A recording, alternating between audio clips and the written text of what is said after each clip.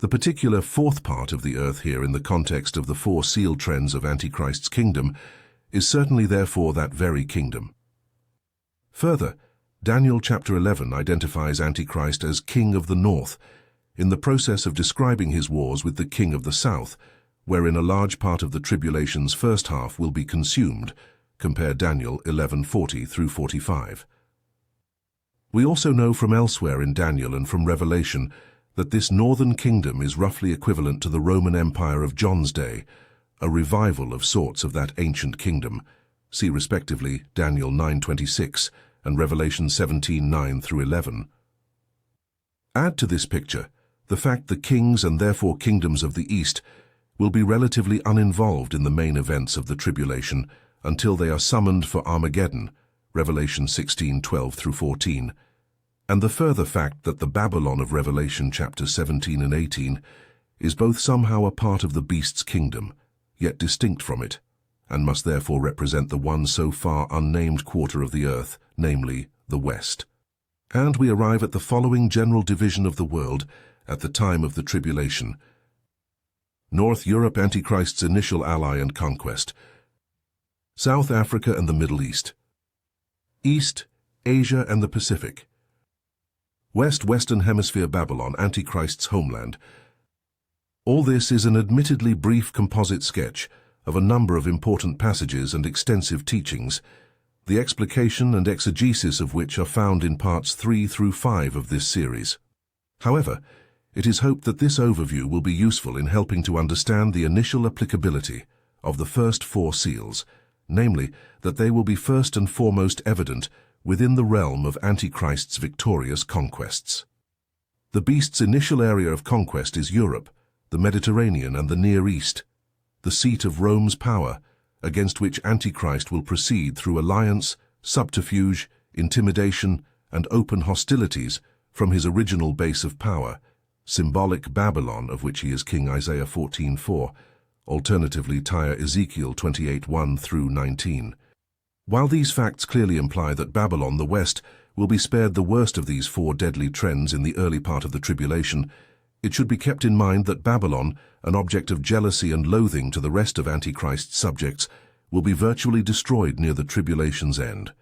Revelation 17:16 through 19:3.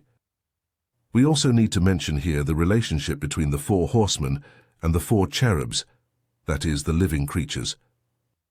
The text of Revelation chapter 6, that is, the first, second, third, and fourth pairs in verses 1, 3, 5, and 7 respectively, makes it clear that the horsemen are introduced by the cherubim in the same order in which these angelic creatures appear in Revelation chapter 4, giving us the following series of couplings: lion face, white horse; bullock face, red horse; human face, black horse; eagle face, pale green horse.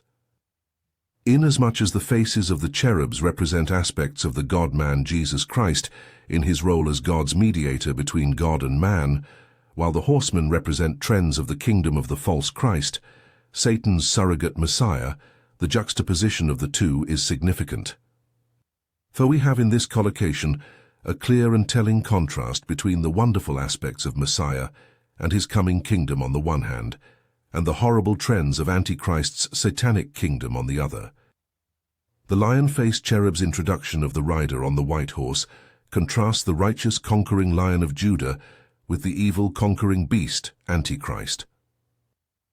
The bullock-faced cherub's introduction of the rider on the red horse contrasts the suffering servant, sacrificing himself for the world, with the self-aggrandizing Antichrist, willing to sacrifice the world for himself on the altar of strife and warfare.